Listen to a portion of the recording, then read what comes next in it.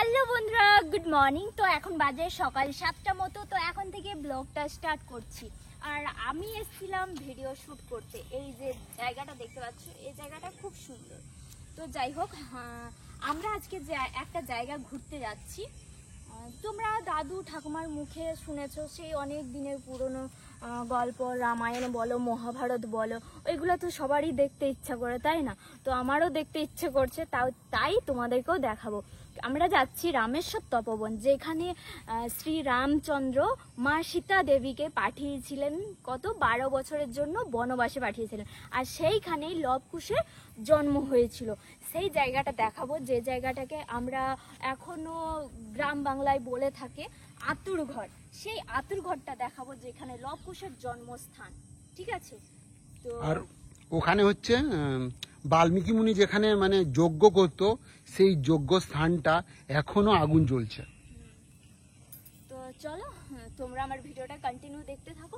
আর আমি এখন যাব, গিয়ে রেডি হয়ে বেরোবো। চলো। তো দেখো এই অবস্থা, দেখেছো? এই যে এই নদীটার নাম হচ্ছে সুবর্ণরেখা নদী। ওই দেখো কত দূরে দাঁড়িয়ে আছে, দেখেছো? আর আমি দাঁড়িয়ে আছি, আমি দাঁড়িয়ে নেই, আমি হেঁটে হেঁটে যাচ্ছি। চলো যাই। তো যাই হোক বন্ধুরা, আমরা সুবর্ণরেখা নদী পেরিয়ে একদম তপবনের ঘন জঙ্গলের মধ্যে প্রবেশ করেছি। দেখতে পাচ্ছ কত সুন্দর রাস্তা, দু সাইডে শাল গাছের জঙ্গল, আর মাঝখান দিয়ে চলেছে একদম কালো পিচের রাস্তা, একদম মনোমুগ্ধকর পরিবেশ। তো যাই হোক, এই যে রাস্তা দেখতে পাচ্ছ, এত সুন্দর একসময় এই রাস্তাঘাট ছিল না। তো মানুষ এখানে পর্যটক স্থান হিসাবে এটা এখন বর্তমানে পরিচিত হয়ে গেছে। বিভিন্ন প্রান্ত থেকে অনেক মানুষ আসে এগুলো দেখার জন্য। তো তাই সরকার থেকে এই রাস্তা ঘাট নতুন করে নির্মাণ করা হয়েছে, যাতে মানে মানুষের কোনো অসুবিধা না হয়। তো দেখো কত সুন্দর পরিবেশ। চলে এসছি একদম যেখানে আসার কথা ছিল। দেখো এই দেখো, এখানে কিছু মানে রুলস যেগুলো নিয়ম সেগুলো লেখা আছে।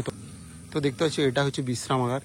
আচ্ছা, এইখানে কি মানে কি বলে এটা, বিশ্রাম নেওয়ার জন্য, না কেউ যদি রাত্রে থাকতে চায় এখানে?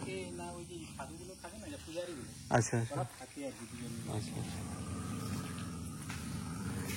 ঠিক আছে। তো চলো, ওই যে দেখো চারিদিকে শুধু গাছ গাছালি। এই যে এইগুলো হচ্ছে বট গাছ, না বট গাছ। চলো সব কিছু তোমাদের দেখাচ্ছি। হ্যাঁ, আম গাছ, জাম গাছ। জুতো খুলতে হবে। আর এই যে দেখতে পাচ্ছি, এইটা হচ্ছে বাল্মীকি মুনির হচ্ছে সমাধি। এখানে নাকি বাল্মীকি মুনিকে সমাধিস্থ করা হয়েছিল। তো আর এই যে দেখতে পাচ্ছি, এইখানেই মানে মানে সীতামাকে হচ্ছে রামচন্দ্র বনবাসে পাঠিয়েছিল। তো দেখতে পাচ্ছি জায়গা, এইখানেই সীতামা থাকতেন। আর এইখানে হচ্ছে লবকুশের জন্ম হয়েছিল, না? হ্যাঁ। তো চলো, বাল্মীকি মুনি এখানে, হ্যাঁ এইখানটা হচ্ছে কাঠ নিয়ে আসো, ওই তো নিয়ে আসো, ওই তো নিয়ে নাও। তো এইখানে যে বাল্মীকি মুনি ছিলেন, উনি এখানে যজ্ঞ করতেন। ওই অগ্নিকুণ্ড এখনো সব দিন জ্বলতে থাকে। কাঠ নিয়ে যেতে হয়। তো আমি নিয়েছি, তো একটা নিলেই হবে।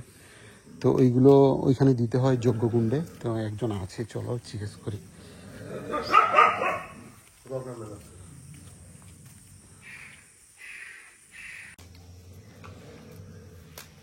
এই যে দেখো, আর ইনি হচ্ছে বাবা, আর ইনার কাছে কিছু একটু আমি জানার চেষ্টা করবো। আচ্ছা বাবা, এইটা কি বলুন তো একটু। এটা আপনার লবকুশের জন্মস্থান, বাল্মীকি যজ্ঞকুণ্ড। আচ্ছা, তো বুঝতে পারছো, এটা হচ্ছে বাল্মীকি মুনি এখানে যজ্ঞ করতেন, তাই তো? আর এখানেই হচ্ছে লবকুশ জন্মগ্রহণ করেছিল, তাই তো? আচ্ছা আচ্ছা, দেখতে পাচ্ছ এই আগুন কখনো নিভে না। আর যারা হচ্ছে বিভিন্ন স্থান থেকে বিভিন্ন রকম পর্যটক যারা আসেন, তারা হচ্ছে এসে এইখানে একটা করে কার্ড দেয়, আর যাতে এই আগুন কোনোদিনও না নিভে যায়। তো সবসময় অনবরত এই আগুন সবসময় জ্বলতে থাকে। এখানে সীতামা এসেছিল 12 বছরের বনবাসে। আর আমি যেখানটাতে দাঁড়িয়ে আছি, মানে বসে আছি, এইখানেই লবকুশের জন্ম হয়েছিল। এটাই হচ্ছে জন্ম হয়েছিল। তো এই ভিডিওতে যদি আপনি একটু বলেন যে এই জায়গাটা কোথায়, তা অনেকে আসবে আবার। এটা আপনার বলতে 10 মিনিট লাগবে কম করে। মানে অ্যাড্রেসটা যদি বলে দেন। এটা হচ্ছে তপবন, কোন জেলা এটা? ঝাড়গ্রাম জেলা। এটা ছিল এক সময় মেদিনীপুর। হ্যাঁ, মেদিনীপুর খণ্ডিত হওয়ার পরে ঝাড়গ্রাম জেলা নামে পরিচিত। এই জেলার অন্তর্ভুক্ত নয়াগ্রাম থানা। আচ্ছা, এইটা হচ্ছে দস্যু রত্নাকর নামে পরিচিত ছিলেন। তিনি হয়েছিলেন মহর্ষি মহামুনি বাল্মীকি হয়ে এইখানেই রামায়ণ রচনা করেছিলেন। রাম জন্মের 60 ও সহস্র বছর হাজার আগে আচ্ছা, এইখানে রামায়ণ রচনা করে এইখানে তিনি বাল্মীকি নামে উপাধি পেয়ে এইখানে তিনি থাকতেন। বহুদিন যাবৎ যখন ঘটে গেল, রামচন্দ্র জন্মগ্রহণ করে বনবাস পূর্ণ হলো। তারপরে দ্বিতীয়বারে প্রজাদের নির্বাসনের জন্য বাল্মীকি তপোবনে রামচন্দ্র মাকে বনবাসে দিয়ে গিয়েছিলেন লক্ষণ এসে। তখন মায়ের ছিল 5 মাস গর্ভবতী অবস্থা। 10ম মাস পরিপূর্ণতায় এইখানে লবকুশের জন্ম। মা নিজ হাতে আগুন জ্বালিয়ে বাচ্চাদের গায়ে সেঁক দিতেন, উষ্ণতা দিতেন, তাকেই বলা হয় আতুর ঘর। আর এই আগুনের দিক দিক ধ্বনিকে বাল্মীকি অখণ্ড যজ্ঞরূপে ব্যবহার করেছে। এইখানে 12 বছর জন্ম নিয়ে লবকুশ অস্ত্রবিদ্যা বেদবিদ্যা পঠন পাঠন করেছিল এবং রামায়ণে রামচন্দ্র অশ্বমেধের ঘোড়া নিয়ে পিতা পুত্রে এখানে যুদ্ধ হয়েছিল। যুদ্ধ করে লবকুশ তার রামচন্দ্র বাবা এবং কাকা লক্ষণ সমস্ত সেনা সামন্তকে অচেতন করেছিলেন এইখানে। আচ্ছা, আচ্ছা। তারপরে বাল্মীকি যে মুনি ছিলেন উনি এখানে মারা গিয়েছিলেন নাকি? ওনার মারার প্রমাণ আমরা পাই না। তাহলে এই যে এখানে যে সমাধি রয়েছে এটা? এটা ধ্যান সমাধিস্থল। ও আচ্ছা, এখানে উনি ধ্যান করতেন। ধ্যানে বসতেন, নিদর্শন করে সমাধি তৈরি হয়েছে। ধ্যান অথবা সাধনার ক্ষেত্র ছিল না। আপনি কি এখানেই থাকেন নাকি? এখানে থাকি। সবসময় এখানেই থাকেন না বাড়ি আপনার আশেপাশে কোথাও? বাড়ি এখন আমার এইটাই, এখানেই থাকি। আপনি থাকেন, ও আচ্ছা। যাই হোক, তোমাদের কেমন লাগলো বলো। আমাদের এই জঙ্গলমহলের, তোমাদেরকে আমি বলেছি আমাদের জঙ্গলমহলে অনেক অনেক জায়গা রয়েছে যেগুলো হচ্ছে এলে তোমরা ঘুরে কখনো শেষ করতে পারবে না। তার মধ্যে এটাও একটা নিদর্শন। এটা যেটা বললাম, এটা হচ্ছে সীতামায়ের যে 12 বছর তো 12 বছর, সরি 12 বছর যে বনবাসী ছিলেন, তো সেই স্থানটা। তো দেখো এই যে অগ্নিকুণ্ড, এখানে হচ্ছে বাল্মীকি মুনি যজ্ঞ করতেন, তাই তো? হ্যাঁ। আর সীতা মা হচ্ছে মানে লবকুশ জন্ম হওয়ার পরে এখানে এই আগুন দিয়ে তাদের গায়ে তাপ দেওয়া হয়েছিল। হ্যাঁ। সেই আগুন এখনো এখানে জ্বলছে। যারা মানুষ আসে বিভিন্ন প্রান্ত থেকে, তারা হচ্ছে এখানে এলে এইখানে একটা করে কাঠ দিয়ে দেয় যাতে এই আগুন কখনো না নিভে যায়। আর উনার মুখ থেকে, এই যে উনি বাবা, উনার মুখ থেকে তো সবকিছু শুনতে পেলেন। তো যাই হোক, এখানে এলে খুবই ভালো লাগবে। দেখো একটা গভীর জঙ্গলের ভেতরে এই জায়গাটি রয়েছে। আর এখানে আসার জন্য মানে দেখতে পাচ্ছি এত সুন্দর সুন্দর রাস্তা। সরকার থেকে তো বাবা এগুলো বানানো হয়েছে। সব সরকার থেকে। তো দেখো আমরা এখন যাব সামনে দিয়ে। একটা হচ্ছে, এইটা কি নদী নাকি? নদীর নাম মালিনী।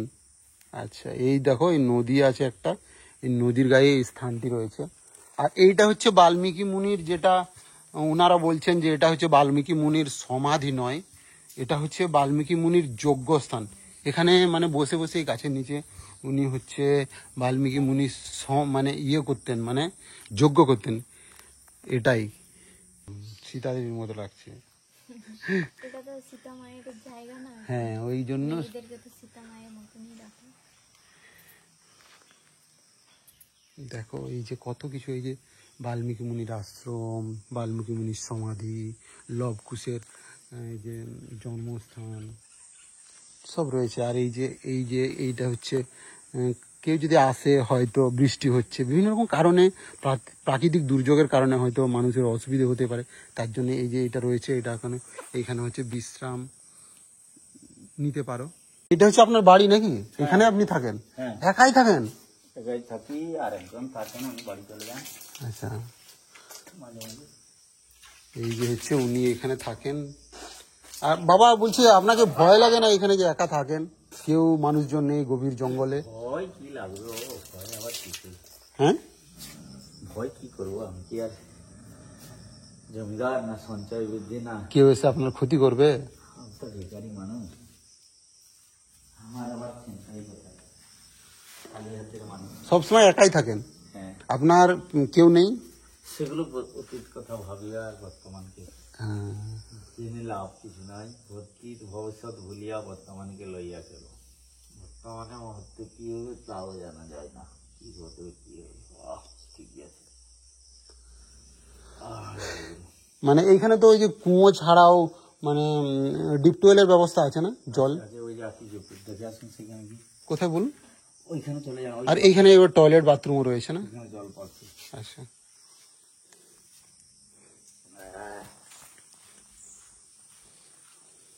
আচ্ছা। প্রতিমা হচ্ছে ক্লান্ত হয়ে পড়েছে, সেই কখন বাড়ি থেকে বেরিয়েছি।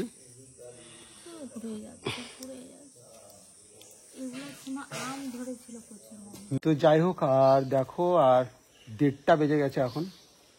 আর এইখানটাতে এমন মানে একটা পরিবেশ, এইখানে একদম নেটওয়ার্ক নেই, তো একটু রেস্ট নিচ্ছি। মনে হচ্ছে বৃষ্টি আসছে, ওই জঙ্গলের ভেতরে এত মানে আওয়াজ আসছে, মনে হচ্ছে বৃষ্টিটা আসছে, ওই জন্য আমরা একটু বসে রেস্ট নিচ্ছি। দেখো, এই দেখো সব জায়গা, এগুলো সব পুরনো হয়ে গেছে।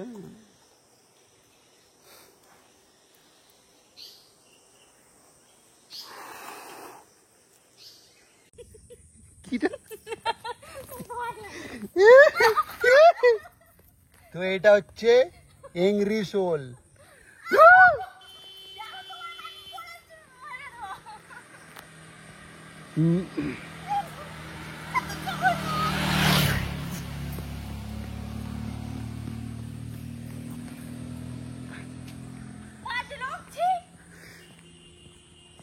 তো চলো এখন বাড়ি যাই। দেখতে পাচ্ছ তো বন্ধুরা, জঙ্গলের ভেতরে মানে কেউ নেই বৃষ্টি হওয়ার কারণে, নাহলে এখানটা তো প্রচুর মানুষ, প্রত্যেকদিন অনেক মানুষ আসে। হাতে ধরতেও আমার ঘৃণা লাগে।